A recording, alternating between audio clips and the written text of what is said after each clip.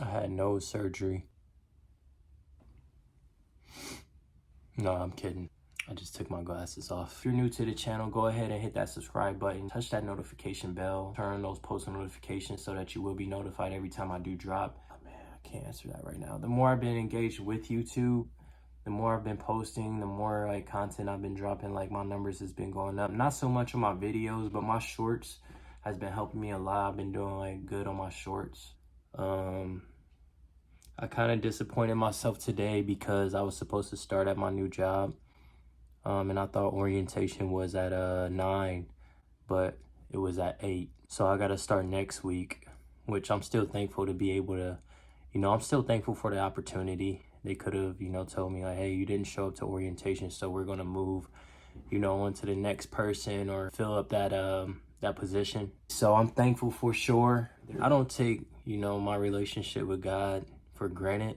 I have been acting, just doing more actions rather than just talking about it. I felt like God told me today, he was like, look, you aren't ready to start today. Because I had it made up in my mind and I have never missed out on an opportunity or been late or never showed up to a opportunity where I gave my word to a person or a company like, hey, I'm gonna show up and not show up. That's just not me. I still showed up to the site.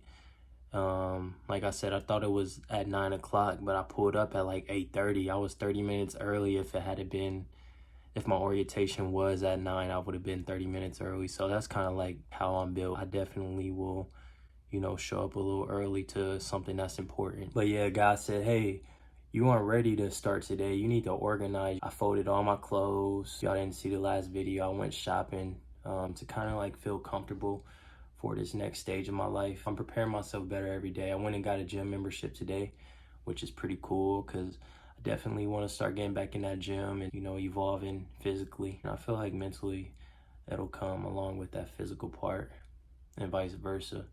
My spirit is just like, it'd be days where my spirit is at peace and it'd be days where my spirit is bothered. And it's like I want to open up about it, but then again, it's like sometimes I don't know how to open up about it. Or it's like, even like, should I open up about it? That makes sense? Because some people would say, oh, get over it, or that's an excuse, or that, which I haven't really been talking to a lot of people or like expressing myself to a lot of people when it comes down to that, because I feel like the people in my lives, like, they're going through things themselves. So I'm kind of like dealing with things internally. And lately, like, that's what I've been kind of like straying away from, is like the materialistic things of life and just a different like approach of like, yeah, I do want to make money to be able to provide for myself, and I will. But it's like in my mind, the Wolf of Wall Street, I watched that all the way through. Like when I was younger, I used to think of like people like they like flex their chains and they watches, and they still do these days. I got pulled over. I had 6,000 on me, and they took my 6,000. And I'm just like, man, I worked hard for that 6,000, like for people to like flex and stuff like that. Cause it's like, man, if I would have just like bought a $6,000 chain and had it on me and they pulled me over, they had to give it back. And I just feel like it's just hard work. It's not flexing. Like Wolf of Wall Street, he was like, go to McDonald's. If you think I'm flexing, go work at McDonald's. I feel that so much. Like, and I feel people like, I guess you can call it hate, and I used to hate on people because it's like I didn't have that, or I can't flex my chain or my watch or my rollie or whatever the case may be. I can't flex my materialistic thing, and it's like dry as done. But it's like, man, like I got it, I worked for it. If you scared, go to church. If you hating, go work at McDonald's. Like my approach to like materialistic things, though, at the end of the day, like paying that Beamer off, or like, my credit dropped all the, man, I've been going through some, the last couple of months has been tough for me for sure. Going back, I keep on getting off track. At the end of the day, like all these expenses and stuff, like, yeah, that's cool. And like while we alive, like, yeah, we gotta like work and like get our money up or whatever the case may be. But at the end of it all, what's been keeping me focused, changing my mentality of money.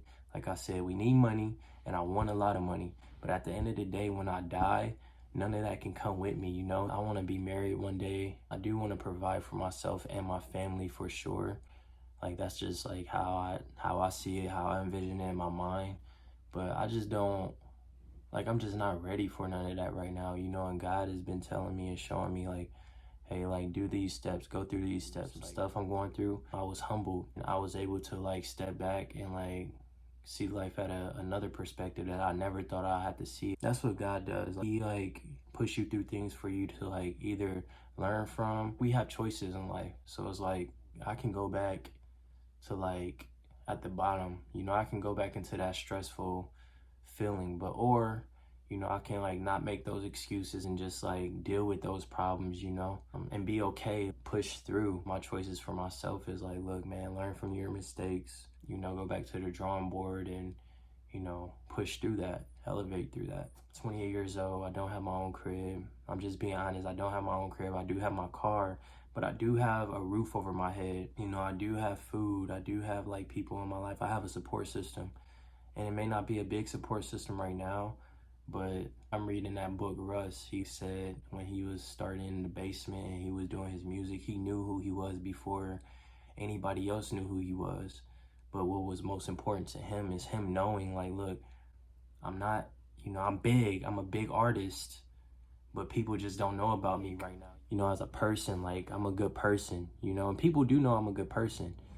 Like, I've never, you know, caused any harm to anybody. I've never, I mean, I probably did cause harm to people, like, in my relationships with, like, females and, like, calling them out their names and stuff like that, and just, like, mentally abusive, like, physically abusive, or whatever the case may have been. But I've never really, my YouTube popping, I've never been, like, that type of person to try to bring people down. Now, I just read that in my word is like, how can you call yourself, how can you expect God to, like, bless you when you hurting people with your words? Recently, I was in a altercation or communicating with someone, and I, like, brought them down, and, like, that person blocked me. But I tried reaching out before they blocked me. I tried to reach out and, like, yo, like, I apologize for, like, saying this and saying that, because, like, at the end of the day, I don't want to bring nobody down. Like, I don't want to see anybody, like, struggling, or, like, through my words, like, make them sad. Or, like, I would rather, like, you know, encourage you and, like, want to see you succeed and, like, bring you peace rather than bring you damage or cause damage. Like, I want the same for myself, you know. How you want more for yourself when you're not thankful or appreciative of the things that you already have? Just keep on staying focused. Just keep on pushing through. Everybody goes through it. I went through it. I know I'm going to continue to go through it. Just respect yourself, respect others, and be kind. Peace.